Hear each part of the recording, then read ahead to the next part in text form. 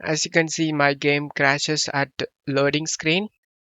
To fix it, right click on the game and select open file location.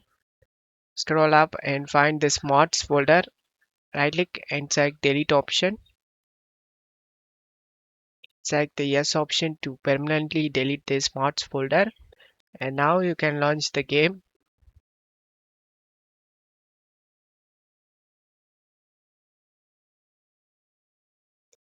And now as you can see, the game crash problem fixed. I hope this video helped you. If the video helped you, don't forget to leave a like and subscribe. Thank you.